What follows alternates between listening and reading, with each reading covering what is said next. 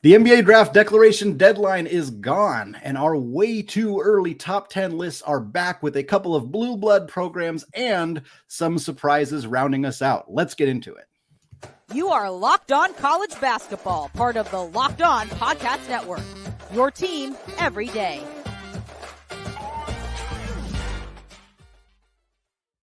Hey there, welcome into the Locked On College Basketball podcast, 5 times per week national college hoop show, part of the Locked On Podcast Network, your team every day. We are your co-hosts. I'm Andy Patton. He's Isaac Shade, and today's episode of Locked On College Basketball is brought to you by FanDuel Sportsbook, the official sportsbook of the Locked On Podcast Network. Make every moment more. Visit FanDuel.com/LockedOn today to get started. And Isaac, we're back to our way too early, although again, every day it's a little less too early to talk about our top 10 lists for the upcoming college basketball season. I was shocked, Isaac. I was looking back through our feed, and it's been 5 or 6 weeks. It feels like just recently that we did a top 10 list, but obviously a lot has changed in college basketball. Players have stayed in the NBA draft process. Players have somewhat surprisingly come back to college basketball for next season, and we figured it was the perfect time for us to reveal once again our top 10 list. So we're going to hear Isaac's list here to start out the show. We're going to do my list after that, and then we're going to round things out with a 6-pack of good old transfer portal updates and news. It's still happening here in mid-June, folks. There's still stuff happening. There's grad transfers entering the portal every day. And so things are still changing around college basketball. So this won't be the last time that we do our way too early top 10s. Isaac, I want to give you the floor first and kind of hear who you have at the top, how much it has maybe changed since the start of the offseason until right now, as we look ahead to what should be a very, very fun 23-24 college basketball season. Andy, I will take that floor and I will run with it. For me, the very top of this thing all changed as soon as Kevin McCullough said, "Hey, I'm coming back." Vaulted the Kansas Jayhawks for me right back to the top of this thing, because it means that, yes, they lose who was last year their 2 most important scorers in Grady Dick and Jalen Wilson, but they get back their floor general in DeJuan Harris, which, as we talk about all the time in college basketball, particularly in March, but also in the regular season, is probably the most important thing. He might be, and I haven't sat down and made a list, but DeJuan Harris might be the best pure point guard in college basketball lists next season. He at the very least, should be on that list. Plus, you bring back Kevin McCullough and KJ Adams, 2 of your other 5 starters. You land what's probably the prize of not just this portal offseason, but maybe the portal ever, Andy? I don't know. We should have that conversation. Yes. In Hunter Dickinson. And so your front court is just loaded. Then you get Nick Timberlake coming in, who I know he's transferring up into the high major level, but man, I think shooting translates, and I he's going to do a lot for them.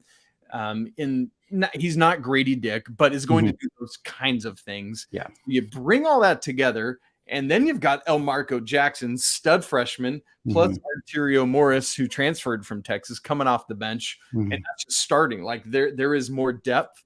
Although Bill Self famously doesn't play too much depth, but so maybe those 7 guys alone are enough, but you got some others who can help out as well. So for me, as soon as McCullough said, "I'm coming back," you don't overthink it. You got Bill Self on the sideline. You got the talent, and Kansas is number 1.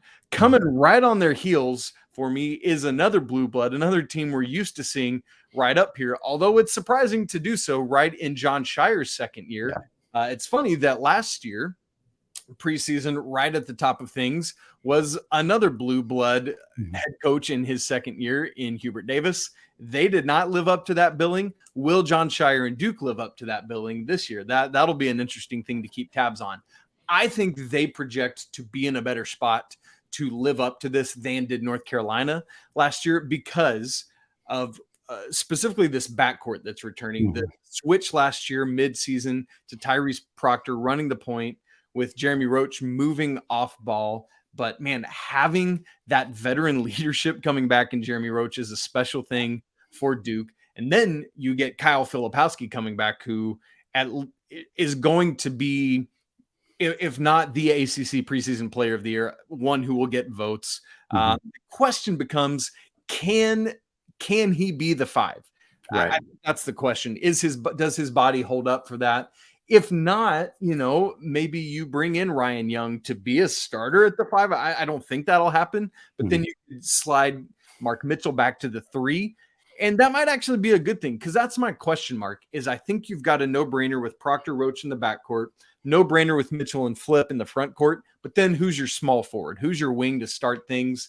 Guys we'll take a look at are Jared McCain, TJ Power. You bring in Caleb Foster, Sean Stewart. And so I Duke has a lot of depth. They do have some young depth. And so we're going to have to see what happens with that. And then coming in third for me, we've all made such a big deal about FAU bringing everybody back. Hello, a number 1 seed who was the AP preseason number 1 team for a lot of last year is bringing back their entire starting lineup too. Yeah. And that is the Purdue Boilermakers, who get back sophomore versions of Braden Smith and Fletcher Lawyer, who, we gave a hard time as freshmen, but I expect, man, you make Dean Smith famously always talked about the massive jump from freshman to sophomore year. Yeah. I think we'll see that. You get back Ethan Morton, Caleb First, and obviously the consensus player of the year, Zach Edey, not to mention Mason Gillis coming off the bench, who also started a bunch of games for Purdue last year. Don't overthink this. Purdue, clear preseason top 5 team. For me, they're number 3. Yeah, the Purdue hate or the confusion of why Purdue would be so high is purely from people who probably only watched them play one basketball game last year. And it was a basketball game that admittedly things went as disastrously as they could have possibly gone for the Boilermakers. And I get it. If that's your only exposure to them, or if you maybe only saw them 2 or 3 times last year or whatever, I get it. But guess what? The last time a team lost, in the only other time it's ever happened, Virginia, they went to the dang national championship the next year and won it all. Is Purdue going to do that? I don't know. Betting odds would say no. I think that's fair to say. The Big Ten would be true of any team. yeah, exactly. But to not have Purdue in they're in my top 10, and to not have them in the top 10 at this point would purely be just based on one really bad performance. This is a team that did excellent in the Big Ten last year, and you can have your qualms about the Big Ten, but they did really well. They had some really big marquee non-conference victories as well. They beat Gonzaga. They beat a handful of other programs, and they returned everybody. Everybody's coming back for a team in that. That's a really, really rare treat. And I think having them right here, Kansas Duke, makes a ton of sense. 2 blue blood programs that made their rosters better from last year to this year. It's really hard to not want them near the top of these lists. And I think Purdue, they're certainly not a traditional blue blood in that sense, but they're a program that had a really good year last year, had one really terrible game, and brings everybody back. It's hard for me to not consider them a top 5 team coming into this upcoming season. Yeah. And not to mention what a great coach Matt Painter is. Yes, absolutely. So I know they lose Brandon Newman, but they'll be okay. Now, Andy, here's where it gets interesting. Last year, I think the highest preseason Big Ten team was Indiana, like 10th, 11th, somewhere in there. Yeah. I have 2 Big Ten teams in my top 4. Is coming up on Purdue's heels is Michigan State and Tom Izzo. While Purdue's getting their entire starting, essentially 5, 6 back, Michigan State's right there outside of Joey Hauser. The big news at the deadline was getting AJ Hoggard and Jaden Akins back. But they also get back Tyson Walker, a hopefully healthy Malik Hall. Man, I love his game. I love how athletic he is and everything he can do. But here's what's interesting that might mean they aren't bringing all their starters back. Mady Sissoko has been that kind of like, come on, buddy, do what you can do starting 5 for a while. Xavier Booker is coming in, and this dude is uber talented and could send Sissoko to the bench, but I actually think that could be a really good thing for Michigan State if they don't have to rely on him as the starting 5. So we'll keep our tabs on that starting battle as we go through it. Next, rounding out my top 5 is that FAU team. Bringing back all 5. Andy, I know, wild, wacky, whatever. They're moving into that AAC that's losing all those teams to the Big 12. But for me, it's kind of what you said about for people that only saw Purdue lose that one game. For teams that only saw FAU's run, it was not just some fluky coincidence in March. This team ran through last season. And I get it. Conference USA is not that great. And Boca Raton's a sleepy retirement village, whatever, right? Like, this team is going. They have all their guys back. I firmly believe that they will continue to roll. Give me some Owl love ahead of next season. Hey, don't tell Conference USA that they're not great because, man, FAU went to the Final Four. North Texas and UAB played each other in the NIT championship. There was a period of time where those three teams were combined. They didn't have any losses until literally the NIT championship, and then one of them lost. And it's just a tremendous run for the old Conference USA. Obviously, things have changed dramatically since then. And yeah, I mean, the same argument for Purdue applies to FAU. Very, very good coach. Dusty May is outstanding. To return him and get him back on a long-term contract is one of the biggest wins of the college basketball offseason. Legitimately, it's a huge coup. And as somebody who's followed Gonzaga for 20 years, like getting to keep a high-level coach when they have their first opportunity to jump. I mean, if Mark Few had left for Indiana in 2004, I probably am not here talking to you, my friend. Like, that's how legitimately big of a difference that kind of thing makes. And for FAU, landing Dusty May for a longer term contract is monumental. Look what happens to Loyola Chicago when they lose their coach. Like, look what happens to these other programs. George Mason after Larinaga leaves. Like, getting coach back is huge. Getting their entire starting lineup back is huge. I mean, this is the team that went to the Final Four. To pretend that this starting five isn't capable of being one of the five best teams in the country is just wrong. It's I mean, they did it. They've already done it. So I'm very excited about FAU. Yes. Well, moving into the back half, and I'll move a little bit quicker here, but is one of those teams moving from the AAC to the Big 12, and that's the Houston Cougars.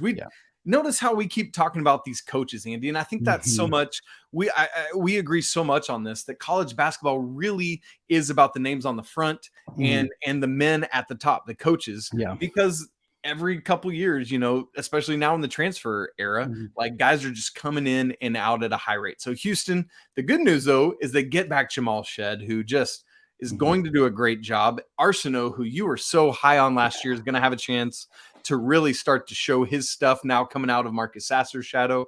I talked about Hunter Dickinson as one of the biggest gets, if not the biggest get of the transfer portal.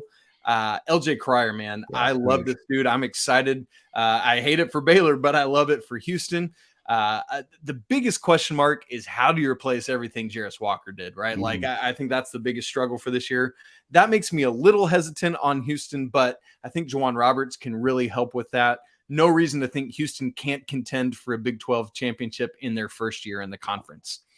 7 through 9, I got a little trio of Big East teams. Man, this Big East is going to continue to be loaded, Andy. It was so much fun watching them last year. Can't wait to see it again. I'll just through them real quick here. I got the reigning national champs UConn at 7. We can talk more when we get to if you've got them in your top 10. Spoiler alert, I do.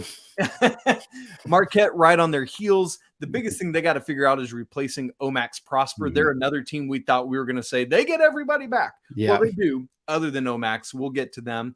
And then number 9, Creighton's lost a couple pieces, but they got back some pieces we didn't think they would get in Ryan Kalkbrenner and Trey Alexander. That mixed with Baylor Shireman and some other guys now stepping in. I might have Creighton a little bit too low. Last year, I thought I might have Creighton too high. I wouldn't be surprised to see them go higher. So let's watch for that.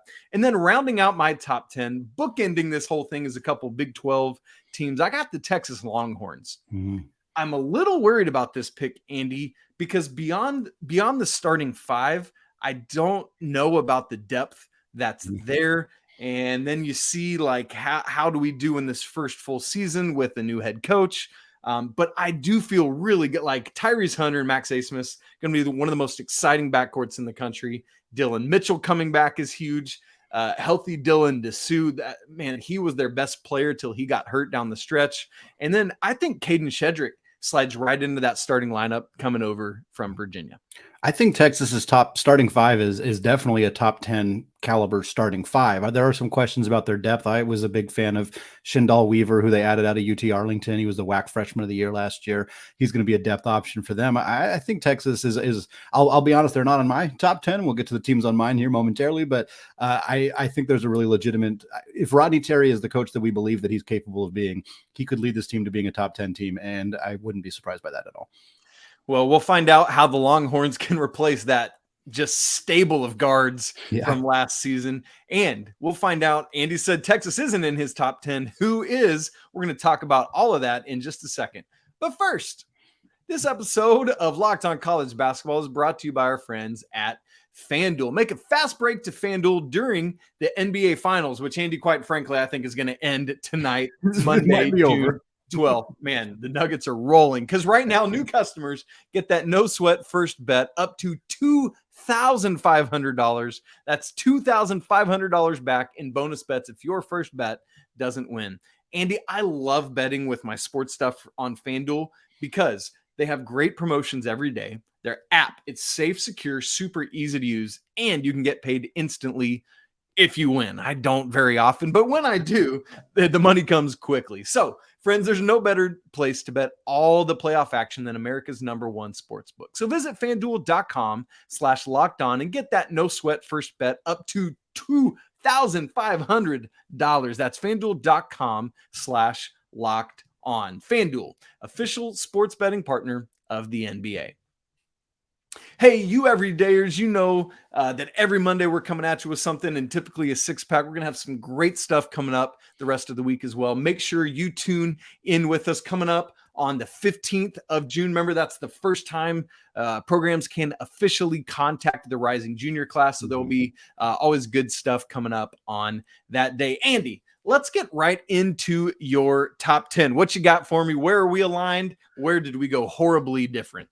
Yeah, very few places that we went horribly different. Not surprised by that. Which, by the way, we did not see each other's top 10. We filled these in separately. So yes, we did. And people will hopefully believe that, but they may not believe that when they find out that we had the exact same top 2 in the exact same order, Kansas and Duke. And look, it's hard to not have these guys at the top of the list. It really is. I mean, you talked about it extensively with both these programs. I won't go into nearly as much detail, but for Kansas, to get Hunter Dickinson, Nick Timberlake, Arterio Morris, all three of those guys are just excellent transfer portal additions, and for different reasons. Dickinson's obviously a plug and play right away guy. Timberlake's that classic, mid-major to high major guy that you hope is going to kind of keep that same level of production. Morris is a bit more of a developmental piece, but still, like, they added Parker Braun, younger brother of Christian Braun, or I think older brother actually of Christian Braun, coming over from Santa Clara. He's more of a depth option for them, but still really nice to see Bill Self's team just continue to replenish. They lost a ton of talent, but that's in part because they don't play very many guys. So a lot of guys get frustrated going to Kansas. They end up hitting the portal and finding other places to play, but a really nice offseason for Bill Self so far. And then John Shire and the Blue Devils, again, you bring in the number 2 recruiting class and you don't lose as many of those freshmen from last year as you thought you would. You get Flip back, you get Mitchell back, Proctor comes back, obviously Jeremy Roach coming back. I mean, really hard to deny that what a tremendous job it was by John Shire to keep that level of talent in his program, which is something that, it was hard. That was a harder skill to judge somebody on like Krzyzewski on, because that wasn't really a thing that he had to do as much as you have to do now. But Shire manages to keep this talent in his program and is building what should be a really, really strong program for next season. And then at 3, this is where we first differ. It's a team you had on your top 10, but in a much lower spot. I got Marquette all the way up at 3. And this is with the loss of Omax Prosper, of course, a team that I think I had 3rd, even when we thought Prosper was going to come back. So to still have them up at 3, even without him, is a lot of that is confidence in Shaka Smart and his ability as a coach. There's some questions defensively on this team, and Prosper's not a helpful player to lose in that regard, but Tyler Kolek and Cam Jones is just an outstanding backcourt, really talented players. Oso Iguodaro is excellent in the front court. And I think Chase Ross, he's a sophomore guard for them. He played last year sparingly, about 16 minutes a game. He's a guy that strikes me as a legitimate breakout candidate. And I think that we've seen this in Marquette's system in the past, where guys kind of pop after a year or 2 or 3 sometimes, and the development system is really strong with the Golden Eagles. And to me, like, is Chase Ross going to fully replicate? I mean, he's a different player than Prosper, but is he going to fully replicate that kind of loss? No, not necessarily. But I think if you look at a couple guys in this bench as potentially kind of developing into bigger pieces next year for Smart, this team's going to be right back in that top 5 conversation and challenging for a Big East title next year. Whew, Andy, I love that. Something real quick, going back to Duke, something you said that struck me is just as you talked about Proctor, Mitchell, Filipowski, boom, boom, boom. Like, if you had told me in March, like, not just all 3, but any of those guys would have been back, I would have been shocked. So this is a huge coup for John Shire in year 2. But Marquette, man, it's really interesting. That team jumped up and shocked us last year. Mm-hmm. The only reason I have them a little bit lower is because I am not certain they're going to be able to replicate at the same level, especially with the Big East being as deep as it'll getting better. To be. And I think even better than last year. But I mean, clearly, I still think top 10 level. Tyler Kolek has to keep doing what he did last year, just like you. Really excited to see that backcourt. I'm also watching for maybe David Joplin to hop in if it's not Chase Ross. Because as part of the starting lineup, obviously different positions, but another guy to keep your eye on. Andy, after that top 3, where are we headed? West Lafayette. That's where we're headed. Purdue. Zach Edey. Boilermakers. Yeah, we got him top 5 here too, because same exact reason. Don't need to litigate it too much more. Same starting lineup. You bring the National Player of the Year back. You bring back the same starting lineup. You bring back the same excellent coach for a team that was number 1 in the country for many, many weeks last year. I know that we had our negative things to say about Purdue on this show, and I understand if there are Purdue fans who are still listening to Locked On College Basketball. Shout out to you. Appreciate that. And the Big Ten, has its reputation, but Purdue was awesome last year, and they have the same awesome team this year. It's really hard for me to not want to put them in the top 5 with all those factors kind of playing a role. For me at number 5, I'm going to move over to the SEC, and I'm going to take a team that does not have the same starting lineup as last year. In fact, not even close to the same starting lineup. That's Eric Musselman's and Arkansas Razorbacks, a team that I think a placement in the top 5 is definitely premature, because as we're recording this, we do not know where Grant Nelson is going to land. Grant Nelson is choosing between Arkansas and Alabama. I talked about this on Friday's episode of Locked On College Basketball. You everyday listeners hopefully caught that at the end of the show. I think it was actually Thursday's episode after a very fun conversation with our good friend Lance Daw of Locked On Kentucky. And I was talking about Nelson, and there's a fair amount of reasons to expect that Alabama's a better fit for him. They have more of a need in the front court than Arkansas does. And for Arkansas, a lot of it is about Brazil's health, kind of what's going to happen there. But if he does go to Arkansas, my word, what an offseason this team would have had. They add Tremont Mark from Houston, who is excellent. Keon Menefield from the University of Washington, Khalif Battle from Temple, Jeremiah Davenport from Cincinnati, L. Ellis from Louisville, all of those guys joining the team. Devo Davis comes back. There was kind of an expectation he might leave. Jordan Walsh does not come back. That would have been a nice gain for them. But Walsh is gone. Black is gone. Nick Smith is gone. Ricky Council's gone. Like, they lose a ton of talent, but they brought in a ton of really good players as well. And if they can shore up that front court, whether it's Grant Nelson, whether it's somebody else that we'll talk about later in the show, I think Arkansas is a team that's in a really, really good spot heading into next season. Yeah, I mean, with Grant Nelson, because that's the reason I didn't have Arkansas in the top 10 is because of the front court, because of Trevon Brazile not being ready to go yet. But if they land Grant Nelson, 100%. Andy, do you have them here on the hope that Grant Nelson chooses Arkansas? Like, if Grant Nelson goes with Bama, would you move Arkansas down? Probably, but it depends on if they land Jordan Brown, who we will talk about in the final segment here. Okay. But if they land him, or if they land another top tier big man, I think that they're probably still in that conversation. But yeah, if they don't land Nelson and this is the roster they go into next season with, they're probably more like back half of the top 10 for me. Okay. Yep. That makes sense to me. And I didn't have them in my top 10, but they're in my top 15, 16. They were in my honorable mention. So, all right, Andy, what's those back 5 look like? Let's get through those back 5 here. A lot of the same ones as you, so I'll go through them relatively quickly. I have Michigan State at 6. Again, another Big Ten team here in the top 10. Tom Izzo's really, really good coach, bringing back most of the same talented players from last year, adding a really, really top tier recruiting class. Hard not to like Izzo's chances with this squad.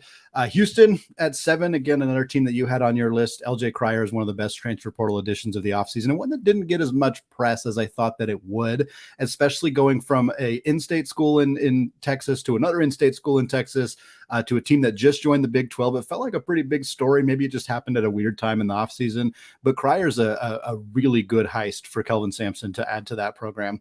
And then I have that 8 and 9 are 2 Big East teams, not the same ones. With Marquette doesn't sandwich them like they do for you, but I have UConn at 8 and Creighton at 9.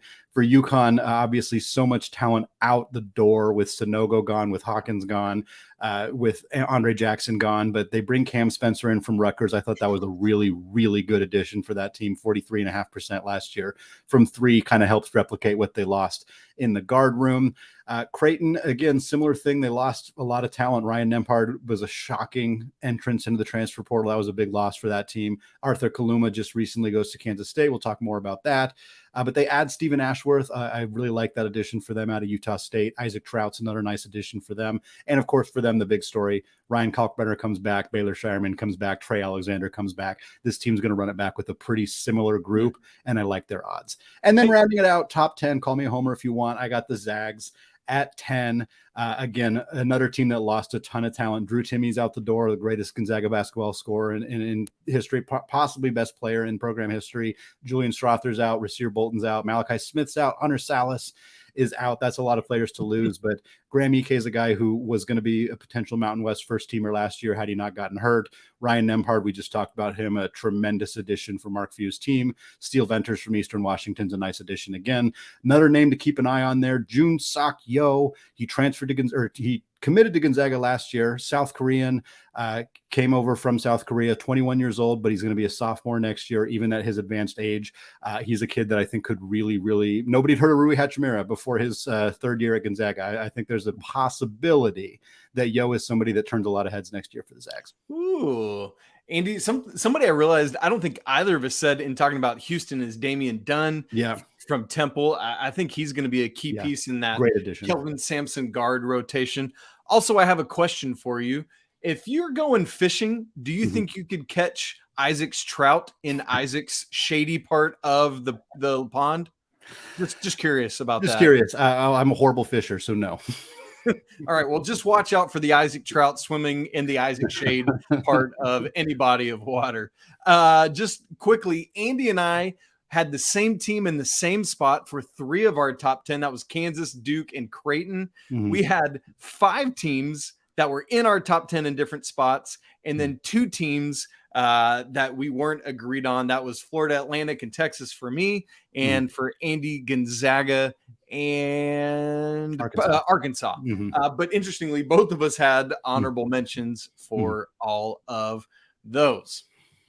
Well, Isaac, we got 6 fun college basketball related stories to talk about here to close out the show. Some big time transfers, some players entering the transfer portal, because yes, you can still do that if you are a grad transfer at this point. We're going to cover all of those stories right after this.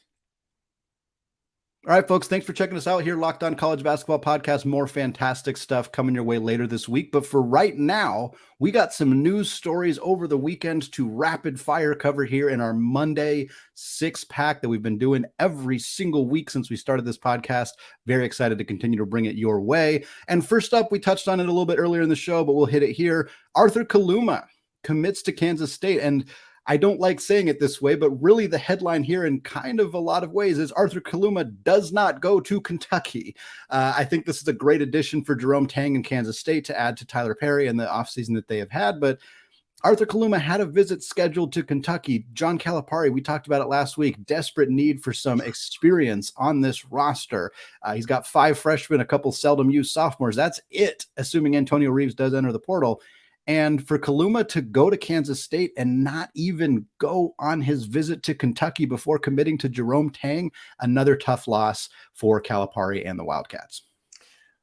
Moving right along, we a while ago learned that Mr. Elliot Cadeau from the class of 2024 was reclassifying to join North Carolina in the 2023 class. In a not so coincidental move, then class of 2023 guard commit for North Carolina, Simeon Wilcher, decommitted from the Tar Heels. He is from New Jersey, so unsurprisingly, he has talked to Rick Pitino in St. John's. There's some Seton Hall action. That would be kind of fun. I know it would make Andy happy with his Seton Hall love. Love Maisom Sheen. Oh, man, let's make that happen. But all sorts of Louisville, Indiana. There's a whole gauntlet of people trying to talk to Mr. Wilcher, seeing if they can land his services. And so we'll keep our eyes on where a high-level recruit in the class of 2023 ends up going. Jordan Brown, we touched on him a little bit earlier as well. We didn't tease too many of the six-pack stuff. You guys heard about him already a little earlier in the show. Jordan Brown enters the transfer portal out of Louisiana, 19.3 points and 8.5 boards last year at Louisiana, a guy who's already been at 2 other schools. He started his career at Nevada with Eric Musselman, who is, of course, the head coach at Arkansas. Brown also played at Arizona under Sean Miller, who is at Xavier. Arkansas makes a lot of sense as a landing spot here, assuming Grant Nelson goes to Alabama. That is something to keep a very close eye on. Of course, if Nelson does go to Arkansas or if Brown ends up somewhere else, somebody is going to get a very, very good low post scorer and rebounder on their program for next season. Earlier in the show, Andy talked about Kansas and all the transfers they've lost. Well, another blue blood that's in the same boat is the North Carolina Tar Heels, who lost D'Marco Dunn as well in the transfer portal. He became the 7th Tar Heel to do so. And he, last week, announced his commitment to Penn State, where he will join other former North Carolina Tar Heel, Puff Johnson, as part of Mike Rhodes' first team. They're coming over from VCU. So D'Marco Dunn, a little bit of a three-point shooter. We'll keep our eyes on him to see what he'll do as he moves up to Pennsylvania. Mongolian Mike. I'm going to attempt to pronounce his actual last name here. I'm going to apologize in advance. Mike Sheriff Jumps, I love it.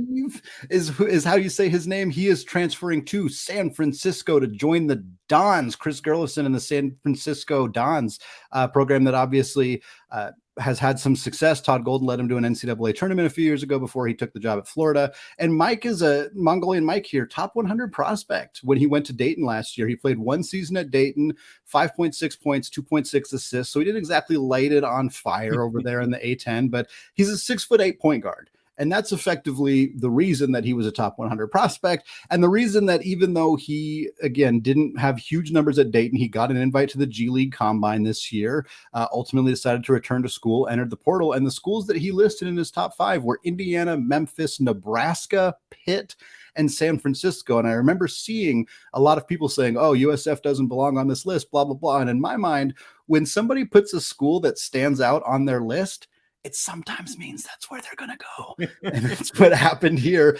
He talked about loving the community in San Francisco, felt like there was a big community for him as a non-white person. And so I think for him being in San Francisco, being in a city that makes him feel comfortable and playing for a team that has an exceptional run of guards, Khalil Shabazz, Jamari Bouye being 2 recent ones, this is a really nice fit. And I'm really excited to see what he can do in the WCC.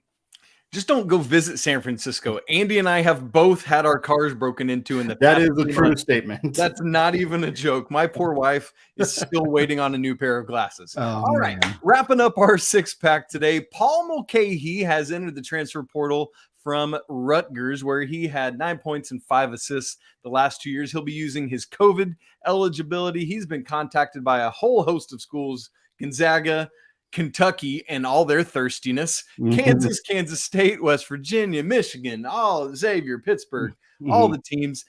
Career over 35% three-point shooter, could be a nice shooting addition for wherever he lands. Top tier grad transfer available. Go check him out, Paul Mulcahy. Folks, thanks so much for joining us on today's episode of Locked on College Basketball. Always great to start the week with a show with my man, Andy P, coming at you. Y'all, we just love doing this. Thank you so much for sticking with us, even in the off season. If you would, go leave a review on Apple Podcasts or anywhere else you can leave a 5-star review. Just talk about why you love Locked on College Basketball. Don't forget to subscribe to the show, smash the like button, leave comments on your thoughts on our top 10s. Let us know your top 10 and why we are horribly wrong with ours. As always, apologies to the lawyer family, although not today because I got it right. What up? Go Wildcats, and until tomorrow, peace.